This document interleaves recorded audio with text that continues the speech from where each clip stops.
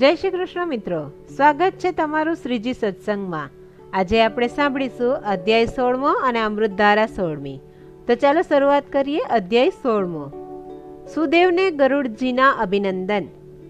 શ્રી નારાયણે કહ્યું કે હે નારદ, તે પછી વાલ્મીકી ઋષિએ દ્રઢ ધનવાની આગળ તેના પૂર્વજન્મનું જે ચરિત્ર કહ્યું હતું તે અત્યંત આશ્ચર્યકારક છે, તે તમે સાંભળો। વાલ્મીકી બોલ્યા, હે મહારાજ દ્રઢ ધનવા, મારા વચન તમે સાંભળો। ગરુડજીએ શ્રી કેશવ ભગવાનના આદેશથી બ્રાહ્મણ શ્રેષ્ઠ સુદેવને આ પ્રમાણે કહ્યું। ગરુડ બોલ્યા કે હે શ્રેષ્ઠ બ્રાહ્મણ, 7 જન્મમાં તારે પુત્ર સુખ નથી। મારા સ્વામીએ મને આજ્ઞા કરી છે, એની કૃપાથી હું તને પુત્ર આપું છું। હે શ્રેષ્ઠ બ્રાહ્મણ, તું ધન્યવાદને પાત્ર છે। શ્રી હરિની કૃપાથી જ મેં તને પુત્ર આપ્યો છે। ઉદાસીનપણે રહી સંસારના સુખને તું ભોગવ। વાલ્મીકીએ કહ્યું કે એમ ગરુડજી દ્વારા અતિ ઉત્તમ વરદાન આપી શ્રી હરિ એ બંને સ્ત્રી પુરુષના દેખતા તરત જ ગરુડ પર બેસી પોતાના ધામમાં પધાર્યા।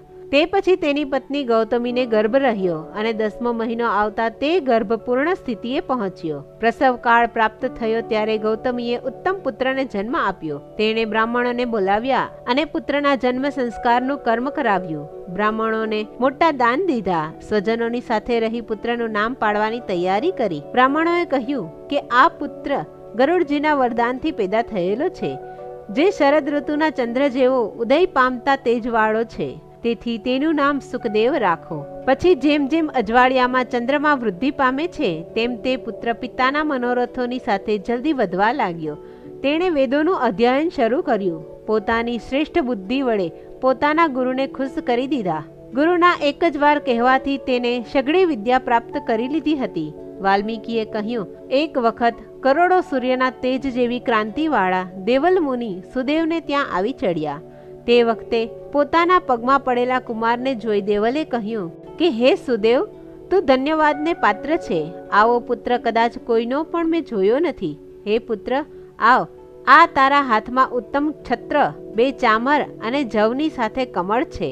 શરીર ગોળ મટોળ છે।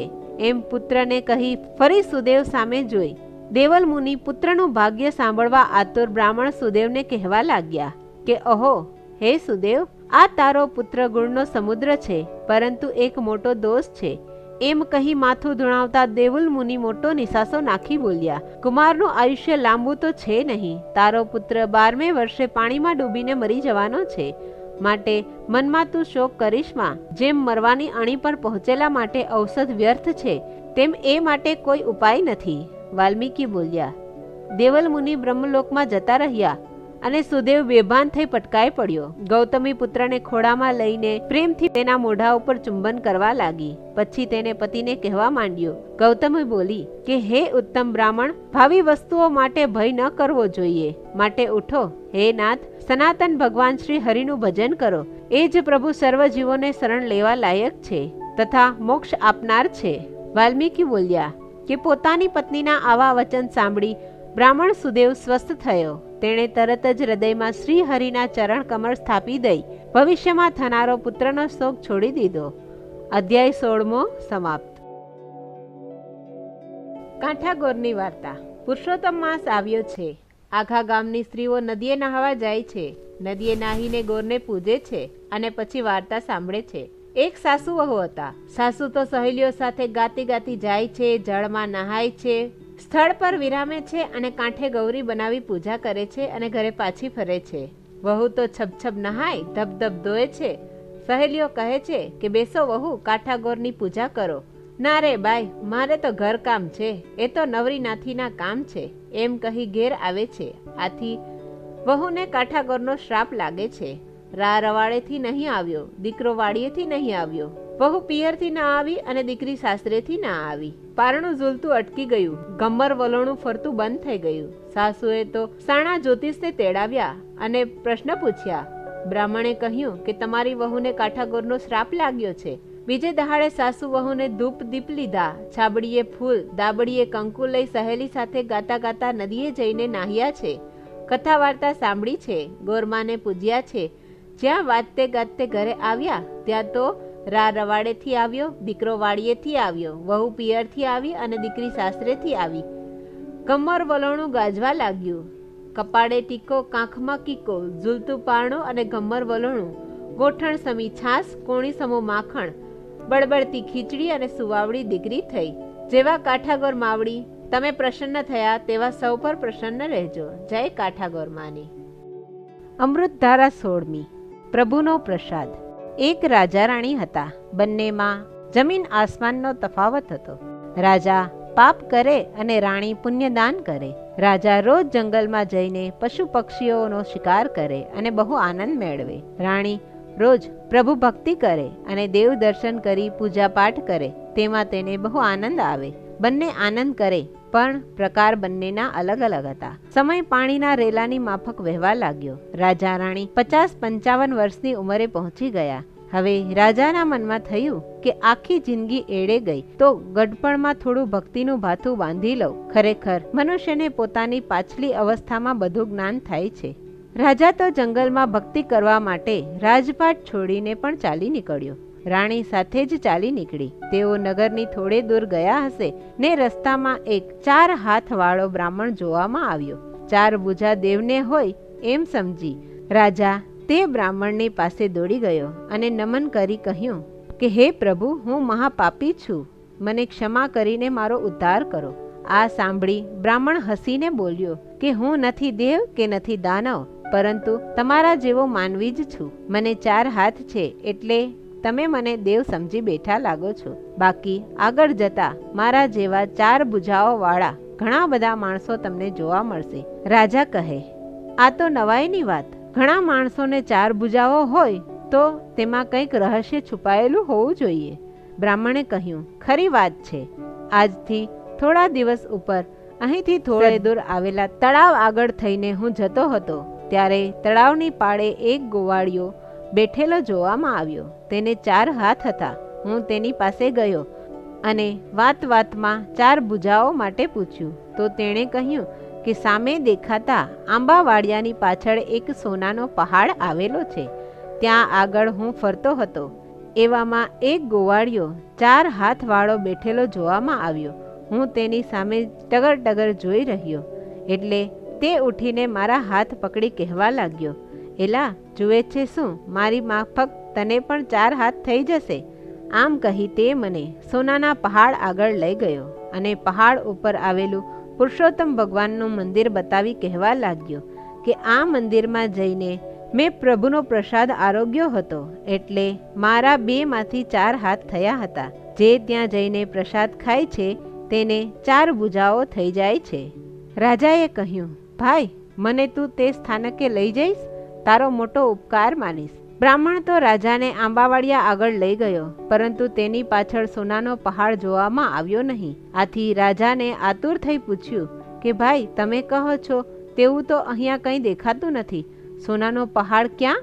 ગોવાળ ક્યાં? અહીંયા તો બધું ઉજ્જળ મેદાન દેખાય છે. અરે પહાડ તો શું, નાની ટેકરી પણ દેખાતી નથી. આ સાંભળી બ્રાહ્મણ હસી પડ્યો. તેણે રાજાનો ભ્રમ ભાંગવા કહ્યું કે રાજન, એ દેવી પહાડ તો જે પુણ્યશાળી હોય તેને જ દેખાય છે. તમે જિંદગીમાં પાપ જ કર્યું લાગે છે. જો પુણ્ય કર્યું હોત તો સોનાનો પહાડ દેખાયા વગર રહેત નહીં. રાજા કહે, વાત ખરી છે. હવે તેનો મને બહુ પસ્તાવો થાય છે. જિંદગીમાં આવો લાભ ક્યારે મળવાનો હતો? મારી આશા પૂર્ણ થાય એવો કંઈક રસ્તો બતાવો. આપ જે પ્રમાણે કહેશો એ પ્રમાણે હું કરવા તૈયાર છું. બ્રાહ્મણે કહ્યું કે હે રાજન, હાલમાં પવિત્ર પુરુષોત્તમ માસ ચાલે છે અને તે પૂરો થવાને હજી 1 અઠવાડિયાની વાર છે. આ અઠવાડિયા દરમિયાન અહીંયા બેસીને 5 જણ જો ઉપવાસ કરે તો આપને જરૂર સોનાના પહાડના દર્શન થાય. રાજા કહે, તો પછી હું નગરમાંથી 5 માણસને પકડી લાવી ઉપવાસ કરાવું છું તો મને એનું પુણ્ય મળશે ને? બ્રાહ્મણે કહ્યું, મહારાજ આપ જ્ઞાની થઈને કેવી વાત કરો છો? કહ્યું છે કે આપ સમાન બળ નહીં અને મેઘ સમાન જળ નહીં. હાથે તે સાથે આપ મુવા વિના સ્વર્ગે ન જવાય. તેવી રીતે આપને તો ખાસ ઉપવાસ કરવા પડે. બીજા ઉપવાસ કરે તો તેનું ફળ તમને ક્યાંથી મળે? જાતે કષ્ટ વેઠ્યા વિના સિદ્ધિ સાંપડે નહીં. રાજા કહે, બીજા 4 જણ જોઈએ ને? બ્રાહ્મણ કહે, એક તો આપ, બીજામાં આપની રાણી, ત્રીજામાં આપનો પ્રધાન, ચોથામાં નગર શેઠ, પાંચમામાં હું આમ પાંચેય જણા અહીંયા બેસીને પુરુષોત્તમ ભગવાનનું સ્મરણ કરીને 8 દિવસ ઉપવાસ કરીએ તો બધાને સોનાના પહાડના દર્શન થાય અને પ્રભુનો પ્રસાદ આરોગવા મળે. પુરુષોત્તમ પ્રભુની કૃપા મેળવવા પુરુષોત્તમ વ્રત કરવું પડે. પ્રભુ કૃપા વિના પાંદડું પણ હલી શકતું નથી. રાજા બ્રાહ્મણને ત્યાં રોકાવાનું કહી મહેલે ગયો અને રાણી, પ્રધાન અને નગર શેઠને બધી વાત કહી. આંબાવાડિયા આગળ જ્યાં બ્રાહ્મણ પ્રભુ રટણ કરતો બેઠો હતો ત્યાં લઈ આવ્યો. પાંચે જણાએ તળાવમાં સ્નાન કરી 8 દિવસ ઉપવાસ કરવાનો સંકલ્પ કર્યો અને પુરુષોત્તમ પ્રભુનું નામ રટણ કરતા કરતા 8 દિવસ ક્યાં પસાર થઈ ગયા તેની ખબર પણ ના પડી. 9મા દિવસની સવારે પાંચે જણાને સોનાના પર્વતના દર્શન થયા. પુરુષોત્તમ પ્રભુના વ્રતનો પ્રભાવ હતો. રાજા રાણીના હર્ષનો પાર રહ્યો નહીં. તેઓ બધાને સાથે લઈને ધીમે ધીમે સોનાના પહાડ ઉપર ચડવા લાગ્યા. ઉપર જઈને જોયું તો સાક્ષાત પુરુષોત્તમ ભગવાન બિરાજમાન હતા. તેઓ ગળગળા થઈને ભગવાનના ચરણોમાં લેટી પડ્યા. પુરુષોત્તમ ભગવાનના દર્શનથી આજે પાંચેય જણાઓનો મનખા દેહ પાવન થઈ ગયો હતો. ભવો ભવના પાતક બળી ગયા હતા અને બ્રાહ્મણના કહેવા મુજબ દરેકને 4 ભુજાઓ થઈ ગઈ હતી. બધા આ ચમત્કાર નિહાળી આશ્ચર્યમાં ગરકાવ થઈ ગયા હતા. ત્યાં તો વૈકુંઠમાં લઈ જવા માટે વિમાન આવ્યું. પુરુષોત્તમ ભગવાન આ પાંચેય પુણ્યશાળી જીવોને વૈકુંઠમાં લઈ ગયા. ઈશ્વરની કૃપા વિના હલે ન ઝાડનું પાન, જે ઈશ્વરને ના ભજે મળે ન ખાવા ધાન. જે ભાવિકો ભાવ ધરીને પવિત્ર પુરુષોત્તમ મહિનો નહાય છે, પુરુષોત્તમ ભગવાનનું વ્રત કરે છે ને કથા સાંભળે છે, તેઓનો વૈકુંઠમાં વાસ જરૂર થાય છે. જય પુરુષોત્તમ પ્રભુની, જય કાઠા ગોરમાની.